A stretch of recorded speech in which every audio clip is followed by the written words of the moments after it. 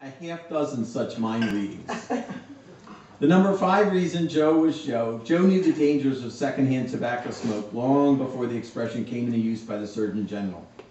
Once the tobacco smoke from his unfiltered Lucky Strikes reached a critical mass inside our sealed-up family sedan where Beth, Ellen, Joel, and I were seated in the back seat, Joe decided it was time to get a little fresh air by opening the car windows to let out some of the smoke. But instead of rolling the windows all the way down, Joe decided it was more fuel efficient to just crack the windows down 1 inch. Joe then proceeded to try and flick the ashes off the end of his cigarette out through this little 1-inch slit. At Joe's preferred speed of 55 to 65 miles an hour, all Joe accomplished was to cover his precious children with a coating of smoke and ash.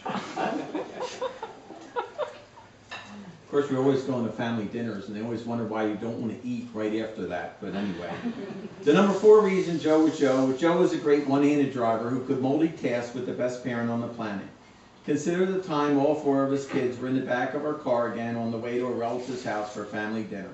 We all fooled around as kids are prone to do. While driving with his left hand on the steering wheel, he would use his right hand to swat all 4 of us in the back seat. I was doing my best to avoid the impact of his swings, and what does Joe say to us?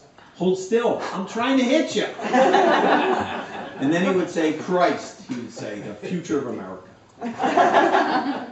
The number 3 reason Joe was Joe. Joe had a work ethic that was inspirational.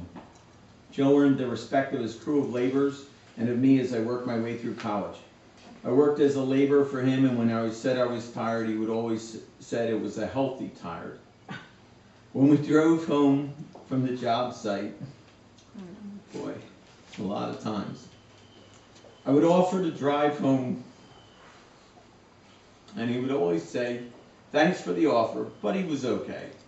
And I was sound asleep in 5 seconds, so I had no idea. We just pulled into the driveway in 105 Leicester, and I was home. The number 2 reason Joe was Joe. Joe had a love for teaching children the essential life skills for later life.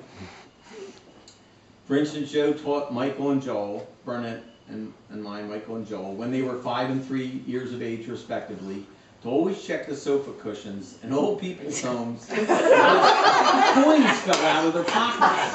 And the old people were always too old to bend over and retrieve them. And the number 1 reason Joe was Joe. Joe used to come home from concrete jobs, so obviously tired every night.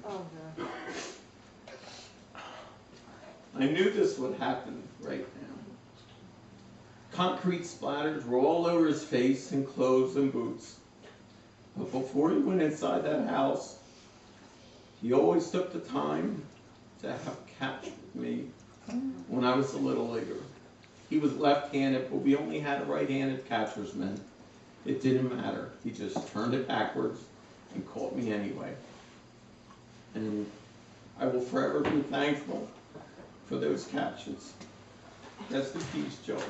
Thank you.